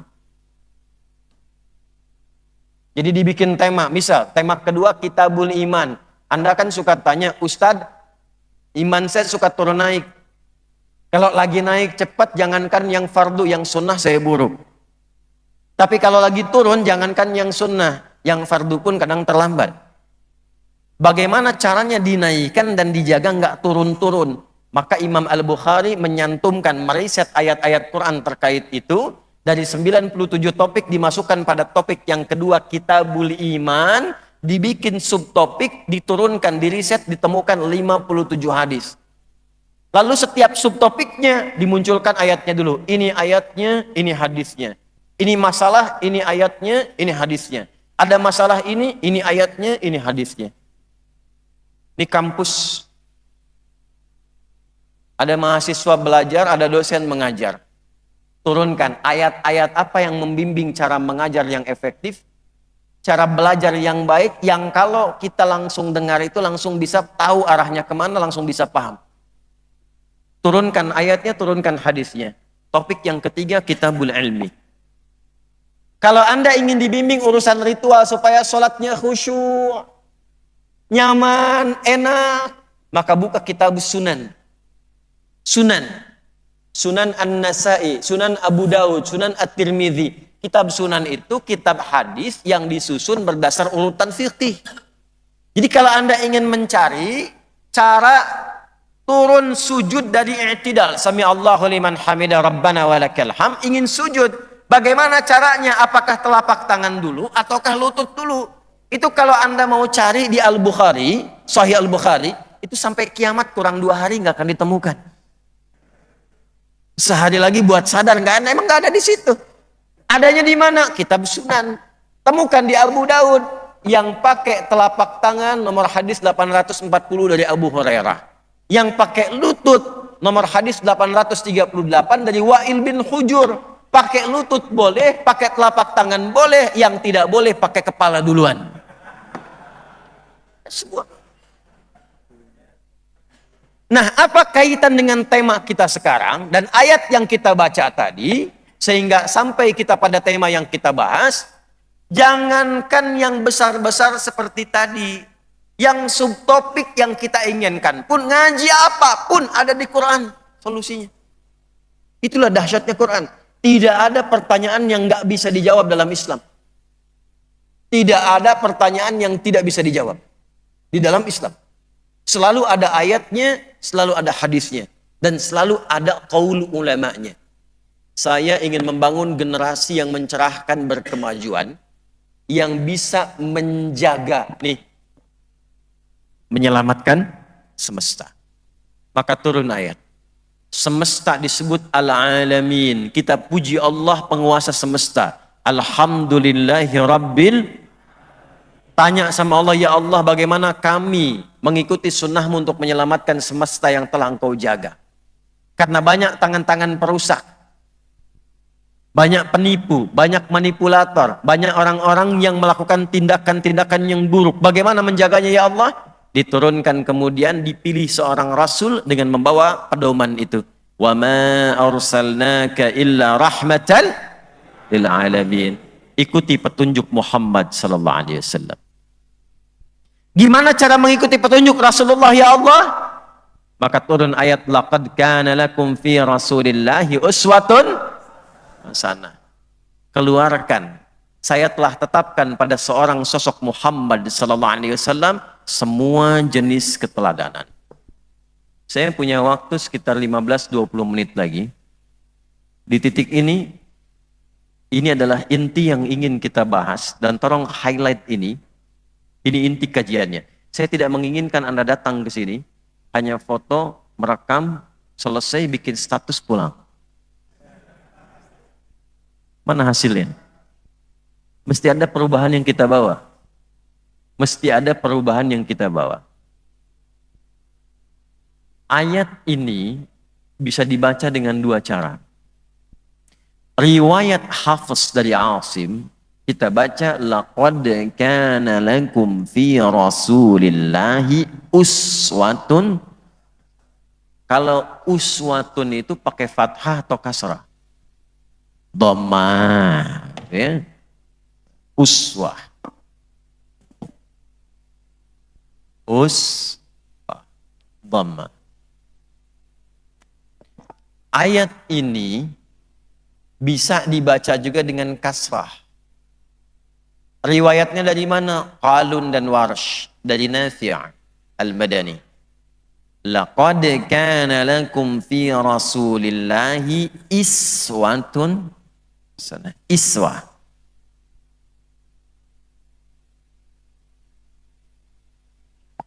Dalam ilmu bahasa di fikih lughah, kalau nanti Anda mengambil spesialisasi jurusan bahasa Arab, ternyata semua kata itu, bahkan harakatnya, khususnya dalam Al-Quran, itu ada maknanya.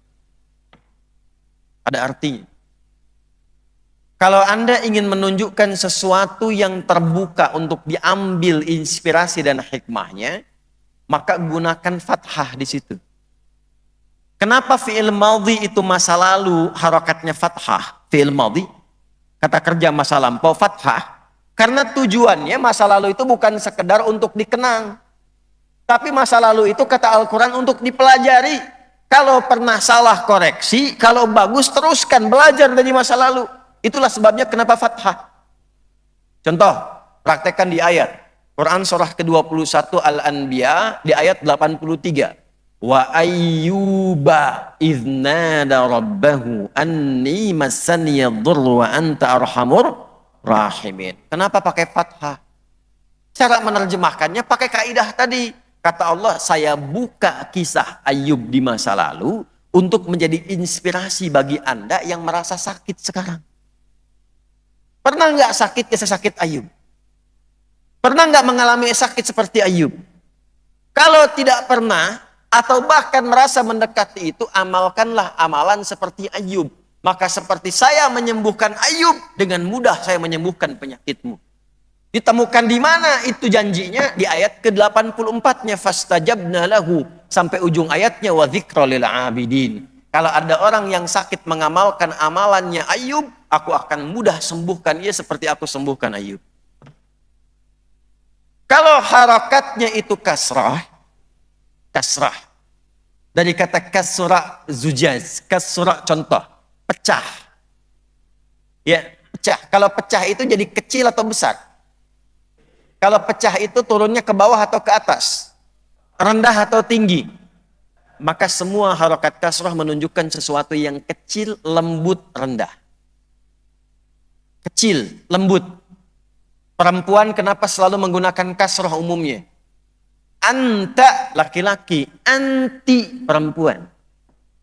Jazakallah khair laki-laki, jazakillah khair perempuan. Kenapa perempuan menggunakan harakat kasrah? Untuk menunjukkan perempuan itu punya karakter yang lembut dan halus. Lembut dan halus. Antum i'tikaf di sini malam-malam jam 3 keluar di pohon situ tuh ada suara. Ya. Anda nggak usah lari, tunjuk aja kasroh ya.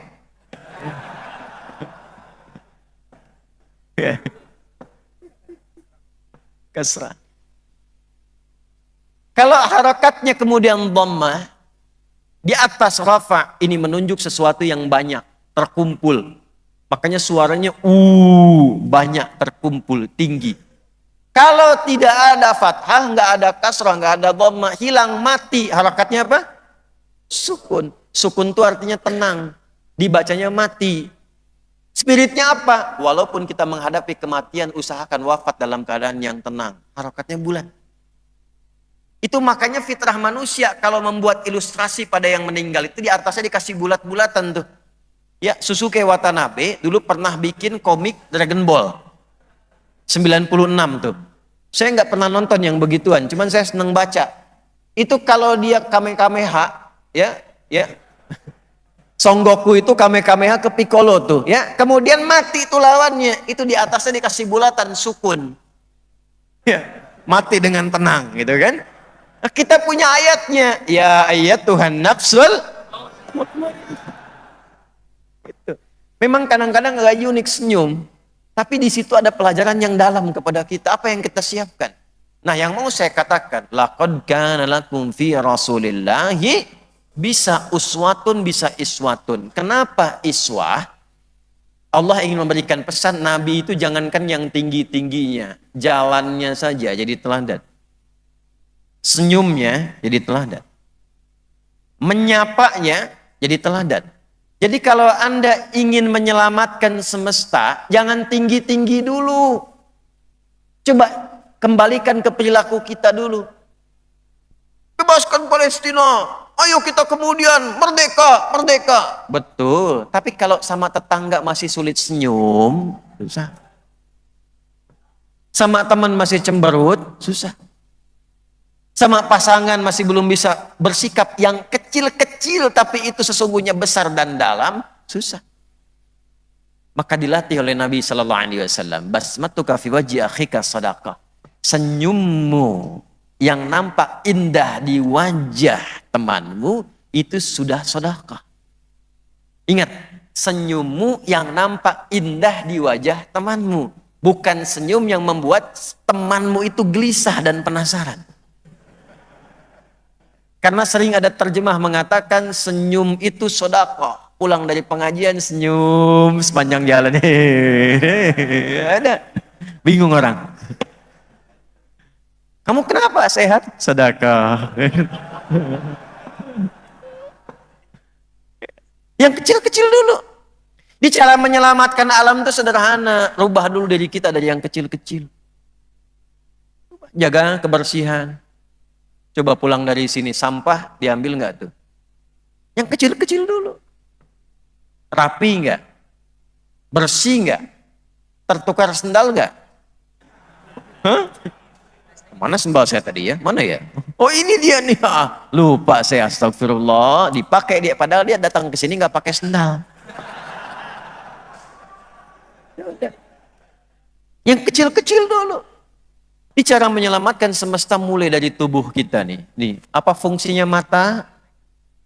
Tuh, sudah salah kan?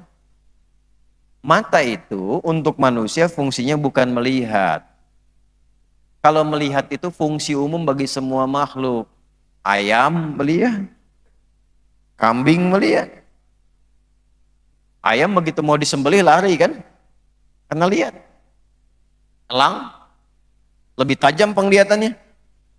Anda naik pesawat Garuda, anak sendiri nggak kelihatan. Elang di atas langit, anak Anda bahkan anak ayam kelihatan. Tapi yang mau saya kasih tahu, nih, tolong viralkan ya. Mata elang itu tidak dihisap. Setajam-tajamnya tidak dihisap. Tapi mata Anda, mata saya, mata kita, itu dihisap. Jadi apa yang dilihat? Karena semua yang dilihat manusia itu adalah perangkat pengetahuannya. Apa yang kita lihat itu akan menyimpan data. Data menjadi informasi, informasi diolah menjadi knowledge. Pengetahuan yang diolah dari informasi yang didapatkan mata, itu yang akan dibimbing oleh pikiran kita, diberikan perintah oleh hati kita, lakukan ini karena mata lihat. Kalau nggak lihat, nggak akan ada reaksi dari kita. Ya. Kenapa orang tertarik mengambil sandal yang bagus? Karena lihat. Kenapa terjadi perzinahan? Karena lihat. Sudah punya istri yang dilihat istri orang. Istri punya status yang dilihat status istri orang. Begitu sebaliknya. Ya, sudah punya suami yang dilihat suami orang. Yang direkam dibikin status suami orang. Bu, saya ini suami orang, Bu.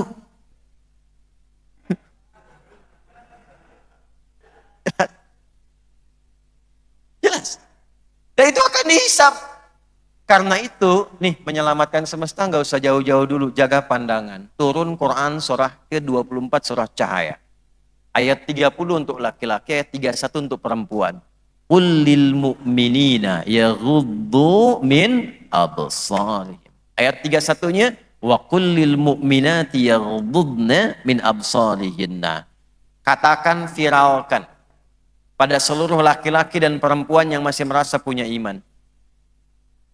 Gunakan pandanganmu dengan bimbingan imanmu. Jadi kalau merasa punya iman, itu imannya akan membimbing matanya bagaimana cara memandang. Yang tak pantas menurut imannya akan dibimbing mata, palingkan cepat itu. Makanya pandangan mata dengan iman, dengan pandangan mata tanpa iman itu beda cara pandangnya. Kalau tanpa iman tuh begini, mau pakai pakaian, mau pakai minimalis pakaiannya, mau pakai terbuka pakaiannya, itu nggak ada bedanya. Yang penting dipandang terhormat, selesai. Itu pandangan nggak ada iman. Tapi iman punya standar. Oh, ini layak dipandang. Begitu tak boleh dipandang, dia palingkan. Itu cepat sekali berpalingnya. Semakin kuat imannya, semakin cepat dia berpaling. Kadang-kadang dibantu lisan. Begitu nggak layak dipandang, dia palingkan. Astagfirullah. Itu wasari'u ila maghfirah. Cepat dia istighfar. Buka YouTube, niatnya melihat ceramahnya Ustadz Adi Hidayat. Tiba-tiba muncul iklan. Iklannya nggak pantas. Maaf ya, kalau Anda buka YouTube, lihat channel saya, ada iklan nggak bagus, itu bukan salah channelnya. Karena algoritma YouTube itu membaca kebiasaan Anda. Itu berarti Anda suka klik yang aneh-aneh sebelumnya. Itu sering ada, Ustadz, mengapa channel Ustadz yang dakwahnya ini kok ada iklan begituan? Itu ente yang sebelumnya buka-buka channel yang gak karuan. Ya, algoritmanya membaca itu, ditampilkanlah seperti itu. Nah, kalau imannya kuat begitu muncul, dia akan palingkan. Astagfirullah. Skip, pindah. Dan itu sepersekian detik, cepat sekali. Gak ada jedanya. Pak Rektor dengan Kepawarek nih, Ketua PWM dengan PDM. Ketua PDM, Ustadz Muhammad Ridwan lihat. Begitu lihat, ada iklan gak bagus nih. Langsung dipalingkan, astagfirullah. Itu cepat sekali dan gak ada jeda. Nggak ada istighfar. Cepat, tapi mata gak berpaling. Astagfirullahaladzim.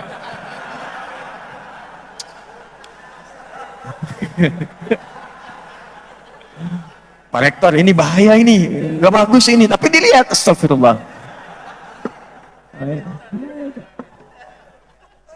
Nah ini ngaji, jadi menyelamatkan alam semesta itu nggak usah tinggi-tinggi dulu, pribadi kita dulu. Dari mata turun ke, jangan langsung ke hati aja antum nih. Tahajud malam-malam, mata turun ke hati, mata turun ke lisan dulu. Ya. Baru dari lisan turun ke bawah, sampai ke hati, sampai ke tangan. Tuh, tangan dibimbing. Dibimbing oleh imannya. Dijaga dalam sholatnya. Tangan orang tahiyat, jari orang tahiyat, gak mungkin maksiat. Cara menyelamatkan semesta gampang. Sekarang dunianya terkoneksi, jadi kecil. Bikin status di Surabaya, itu sudah bisa ketahuan di New York.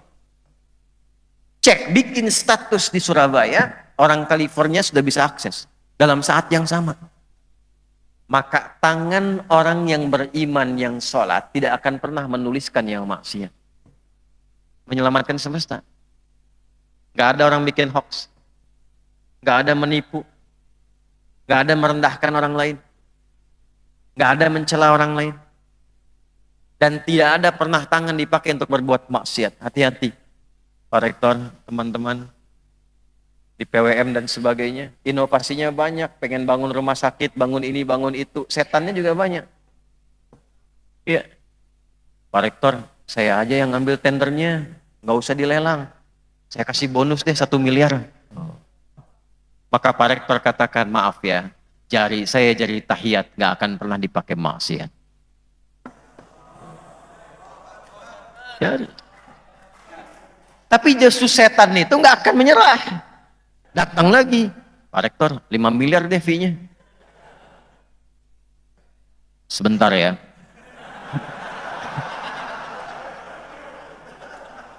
Sebentar. Saya istikharah dulu. Enggak ada istikharah dalam maksiat. Nah ini yang kita butuhkan sampai ujung kaki. Kalau benar-benar kita melakukan ini, maka muncul sifat rahmat. Ingat balik ke ayat, wa ma arsalnaka illa rahmatan. Nah, Allah pemilik rahmat semesta alam disebut Rahman namanya. Pemilik rahmat untuk orang beriman saja di akhirat, Rahim namanya. Maka kalau kita mengikuti ketentuan Allah yang punya rahmat semesta alam dengan sifat rahmannya, maka berubah sifat kita menjadi hamba yang maha rahman. Maka disebut ibadur rahman. Turunlah kemudian surah Al-Furqan menyebut status kita. Wa ibadur rahmanil ladzina yamshuna 'alal ardi hauna. Wa idza khatabahumul jahiluna qalu. Ujung kepala sampai ujung kaki sudah baik, maka selamat semesta. Korupsi hilang, nepotisme hilang, suap menyuap hilang, sogok menyogok hilang. Karena setiap pribadi berusaha menyelamatkan dirinya menjadi baik. Sekarang ini kita butuh orang baik melebihi orang pintar. Orang pintar yang tidak baik, maka maaf, damage-nya itu semakin tinggi. Daya rusaknya itu lebih buruk ketimbang orang bodoh yang tidak baik. Di Surabaya ada sapi nggak? Ada sapi. Makannya apa? Rumput.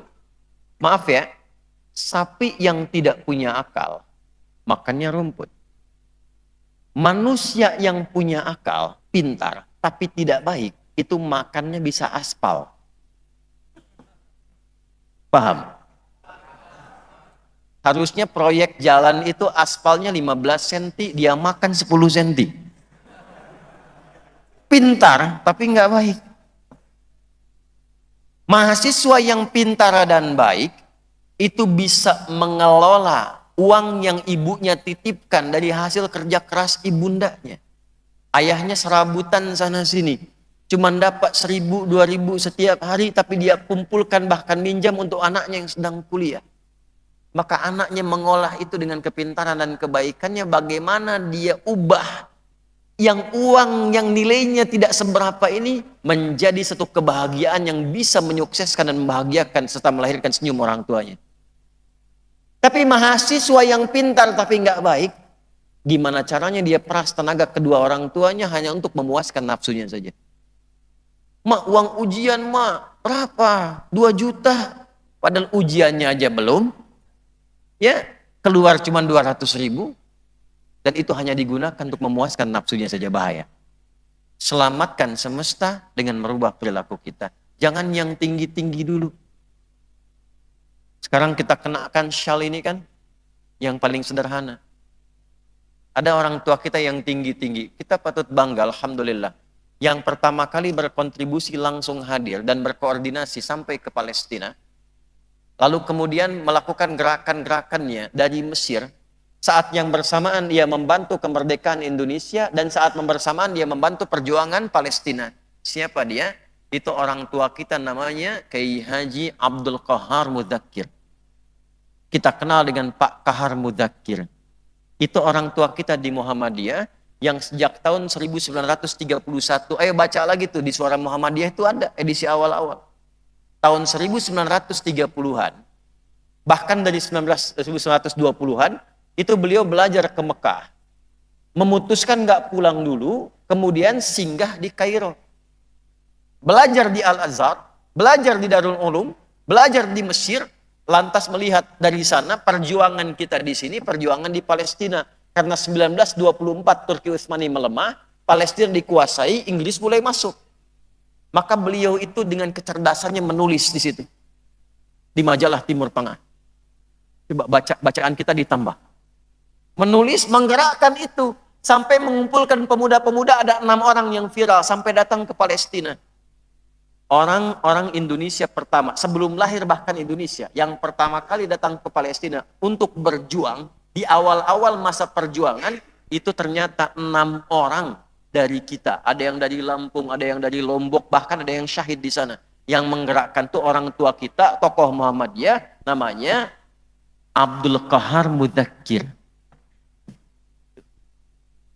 Dari sana, itu yang pertama kali ketemu dengan Syekh Mufti dari Yerusalem, namanya Syekh Muhammad Al-Amin Al-Husaini.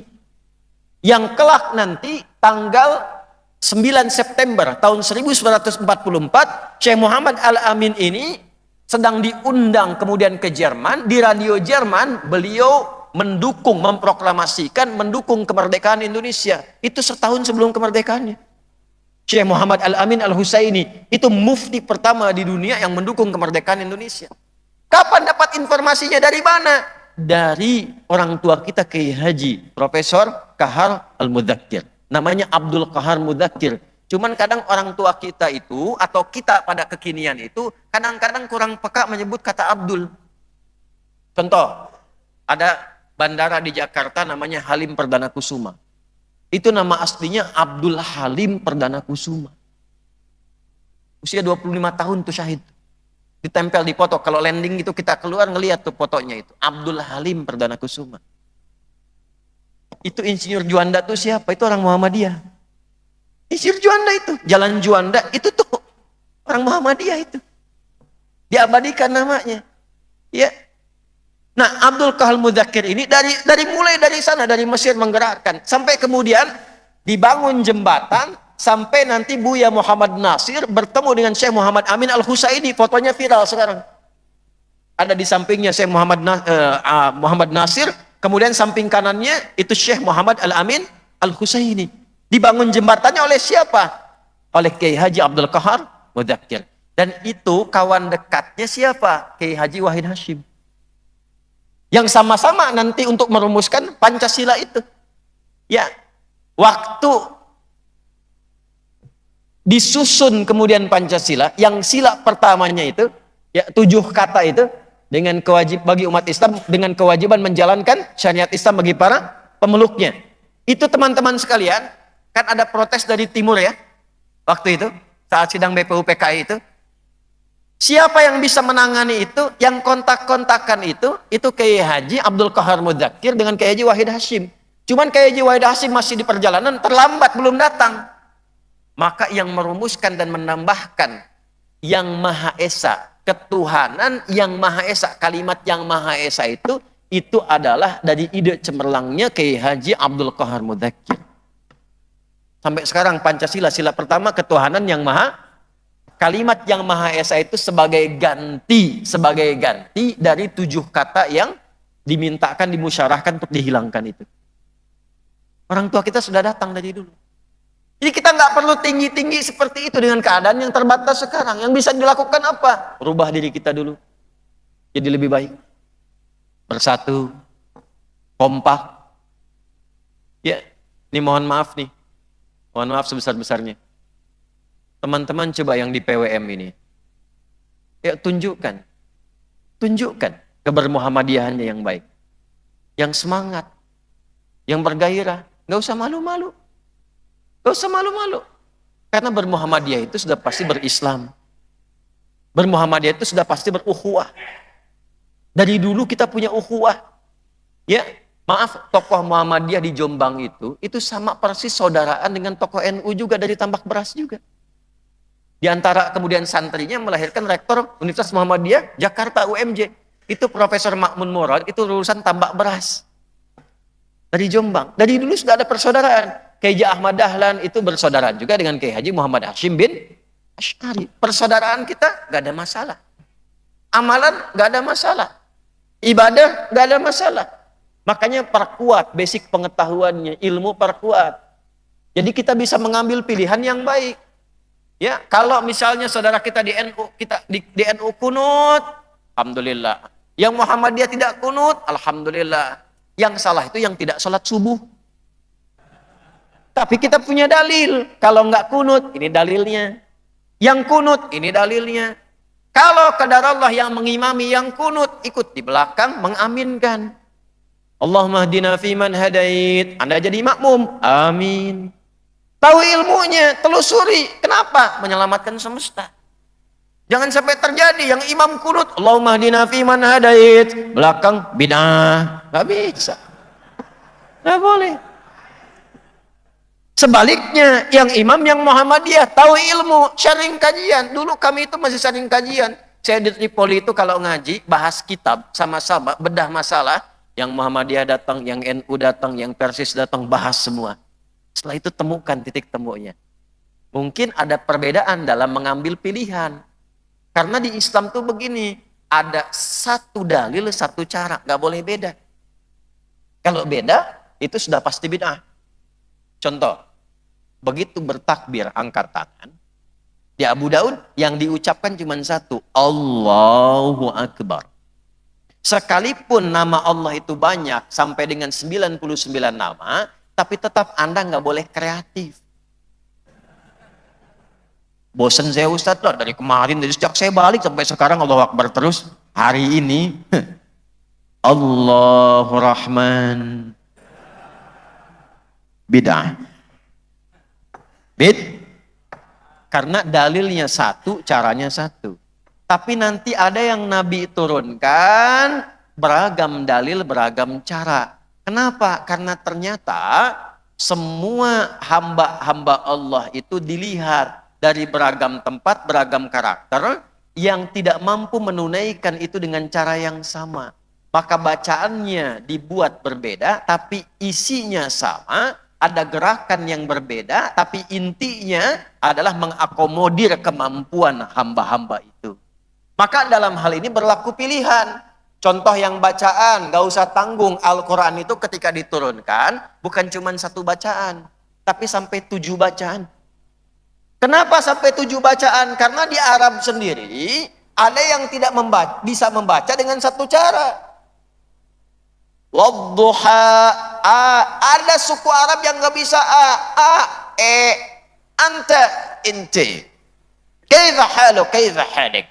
Madrasah, madrasih. Maka turun riwayatnya. Yang waras pakai imalah. Khalad dengan khalaf dari Hamzah pakai imalah.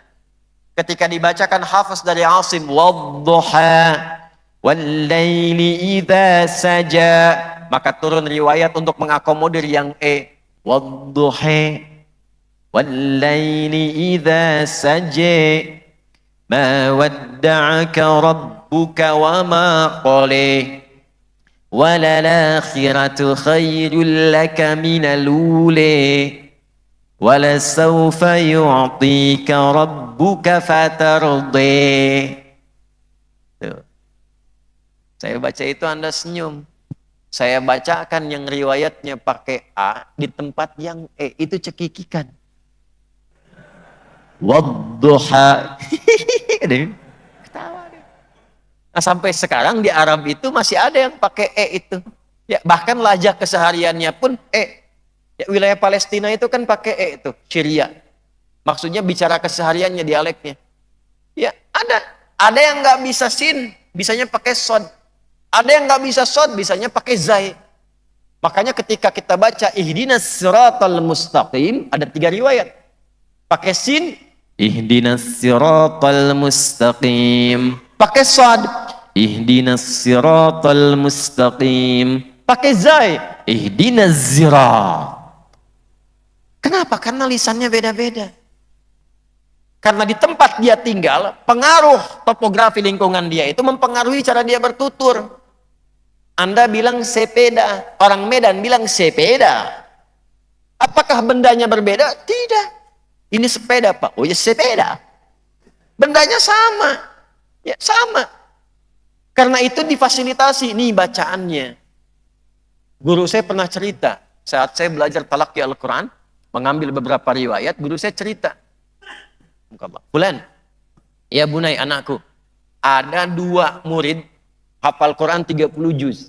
Cuma baru ngambil masing-masing 1 riwayat, yang satu hafaz, yang kedua qalun. Mereka bertikai. Yang satu mengatakan, ini yang benar pakai sin, yang qalun, ihdinas siratal mustaqim. Kata yang hafaz, enggak pakai sad, ihdinas siratal mustaqim. Bertengkar keduanya, sepakat. Udah, kita tahkim aja. Tanya pada guru kita, syekh kita. Datang.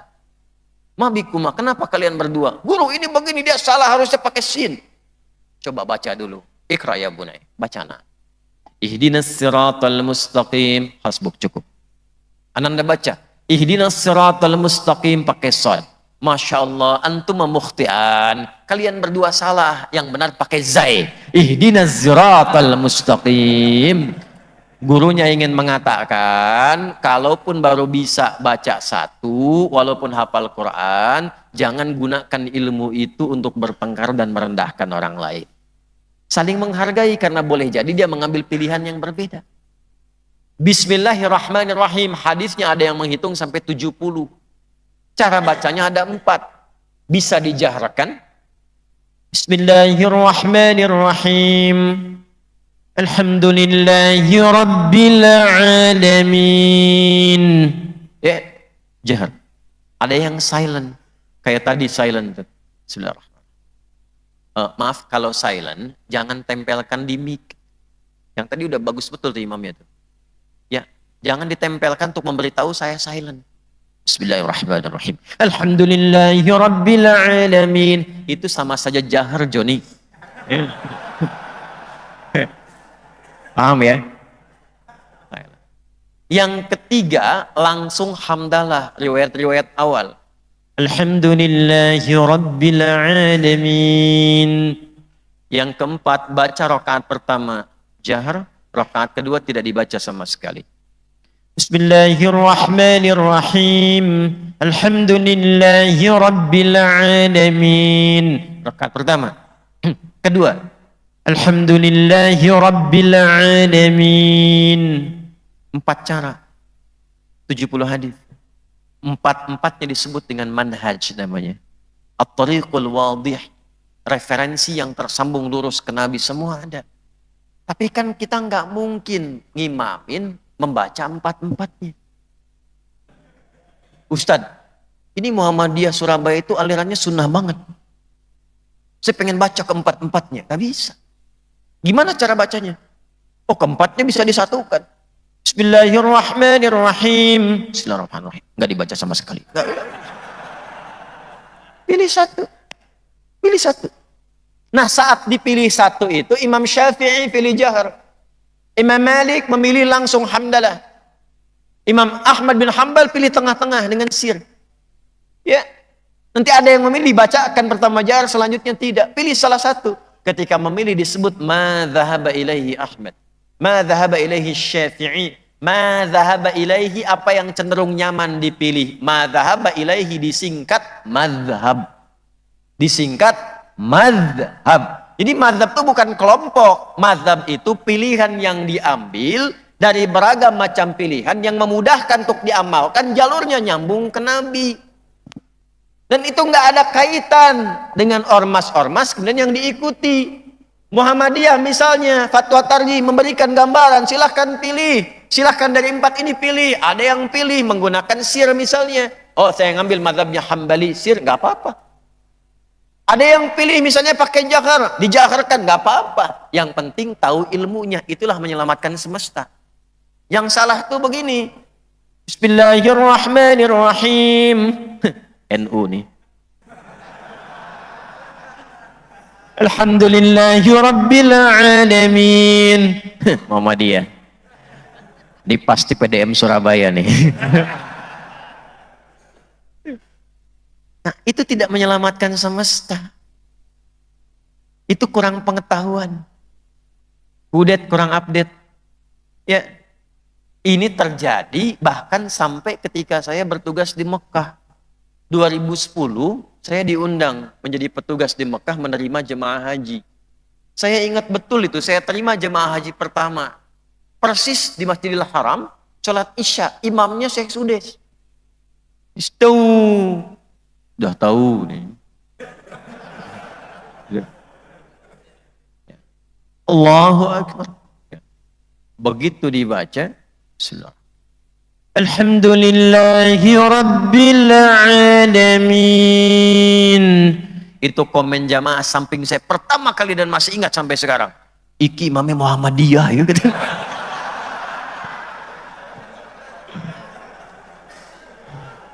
Saya beruntungnya saya belum takbir sempurna. Jadi saya juga komen Muhammadiyah cabang Masjidil Haram nih.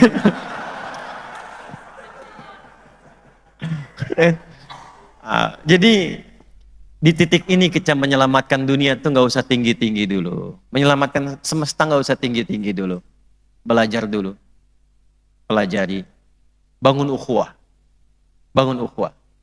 Subuh saya memilih nggak kunut, boleh. Ini ada dalilnya. Jelas? Pilih kunut, silahkan, itu ada dalilnya. Suasana sekarang di Palestina sedang mencekam, butuh doa. Oh, saya yang tidak kunut pun saya praktekkan kunut nazilah. Subuhnya, maghribnya, isyaknya. Tadi malam saya di Al-Irsyad tuh, maghribnya kunut nazilah, isyaknya kunut nazilah. Ya, silahkan. Yang tidak pakai kunut itu, silahkan ekspresikan dengan doa. Mintakan kepada Allah dalam kebaikan. Semua punya peluang yang sama. Yang salah itu yang mengurangi pahala amal solehnya dengan sibuk saling mencela dan memecah belah. Jelas? Termasuk ini mau ada dekat-dekat hari-hari politik. Saya minta tetap tenang, damai. Jangan terpecah belah. Dan jangan bawa-bawa slogan kepada ibadah ritual. Tuh amin, ya kan? Ya. Mau slogan apapun tolong ya, jangan kaitkan dengan nilai-nilai ritual. Karena sudah ada yang mulai begini nih. Karena senangnya ikut yang lain, ini pilihan macam-macam, senang ikut yang lain. Begitu diimami, ghairil maghdubi alaihim waladdallin.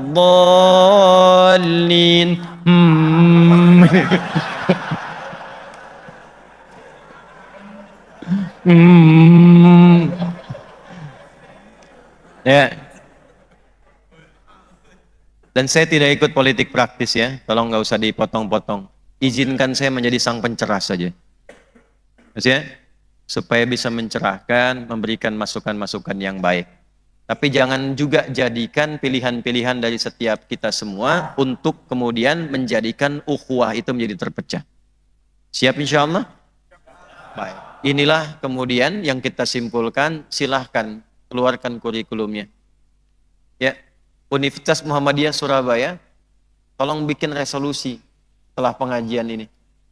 Apa visi ke depannya, Pak Rektor izin?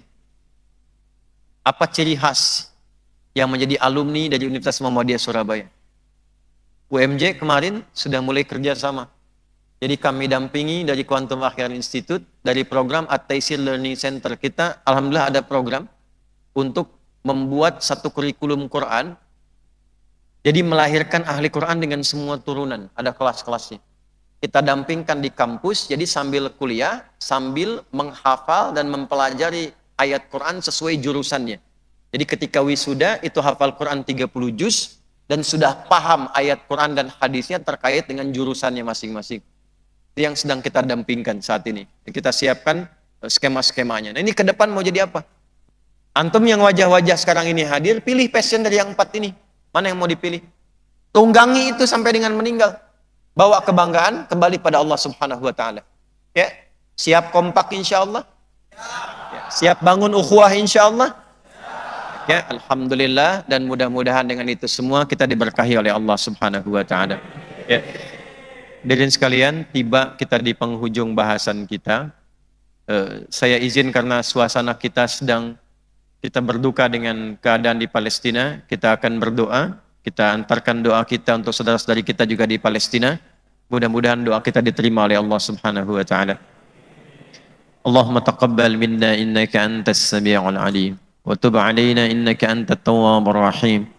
Allahumma taqabbal minna ya Allah jami'a a'malina as-salihah. La tada' lana fi maqamina hadza dhanban illa ghafartah. Ya Allah, jika ada pendosa mengikuti ta'lim ini, maka mohon ampuni seluruh dosa-dosanya.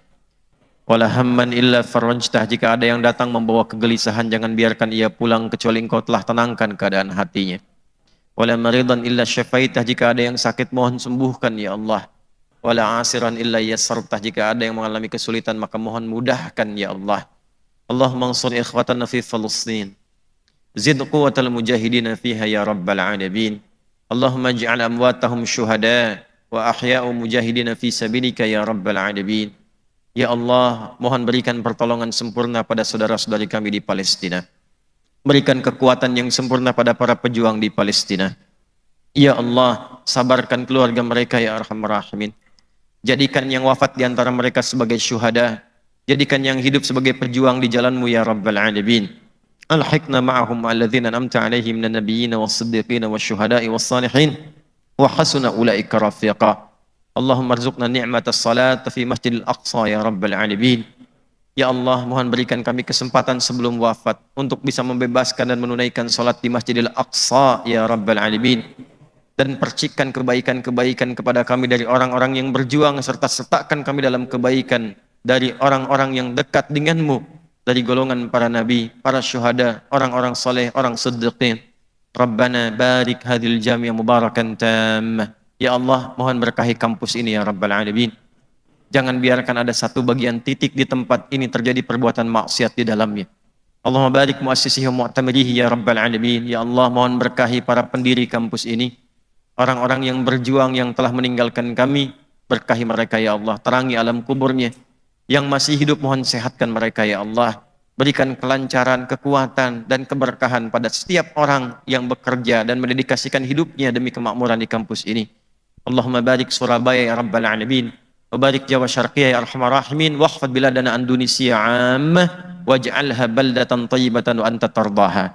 Ya Allah, mohon berkahi Surabaya ya Allah ya Rabbal Alamin.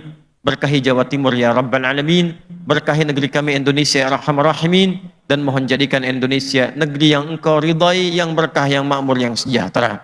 Rabbana atina fid dunya hasanah, fil akhirati hasanah wa qina adzabannar. Wa sallallahu ala sayyidina Muhammad wa ala alihi wa sahbihi ajma'in. Wa akhiru da'wana subhanakallahumma rabbana wa bihamdika nashhadu an la ilaha illa anta nastaghfiruka wa natubu ilaik. Walhamdulillahi rabbil alamin. Wassalamu alaikum warahmatullahi wabarakatuh.